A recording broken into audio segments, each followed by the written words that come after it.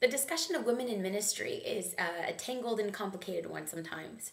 Mine is a little less theologically complicated because I'm not a pastor, nor am I an ordained minister. I'm simply a girl who loves the transforming, saving grace of Jesus Christ and the life change that he has done in my life. I am passionate about seeing that life change of God's goodness in the lives of other people.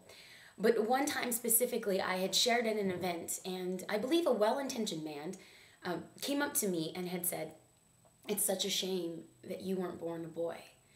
Had you been born a boy, you would have inherited your father's ministry."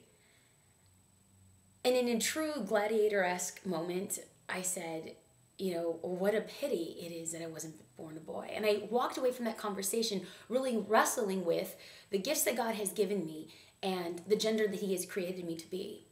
And so I began to do a lot of theological searching. I began to speak to pastors and theologians and reading books and speaking to people outside of different denominations to find out, what is this that I have and how can I use it in a way that's theologically sound? And there was great argumentation, as I mentioned on the blog, there's great argumentation for both sides. And this is where I stand, and I believe that there's a power and a humility in admitting, I don't know. In those fearful moments of saying, I don't know, I hold on to what I do know.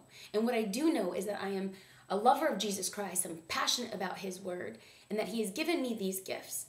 And so whether people agree with me, whether people continue to come to the blog or hear me speak, or are willing to listen to me, given the opportunity to share at a White House or the warehouse, given a megaphone or a microphone, I'm going to continue to preach the saving grace of Jesus Christ, the redemption that he brings and life change that comes with that redemption and that hope and that joy.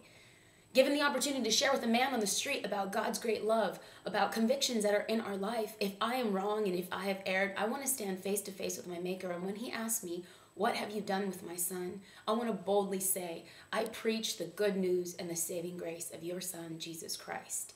And my ambition and my goal is to hear, "Well done, good and faithful servant." I may be so wrong, but I want to be wrong to a fault where that everyone to the ends of the earth hear about Jesus Christ and the power that he gives.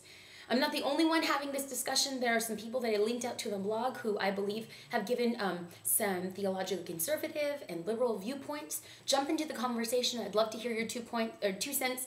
If you are from a church that doesn't agree with this, or agree with this, or if you have questions, I'd love to answer. So have a great weekend. Thanks for stopping by. See you next week.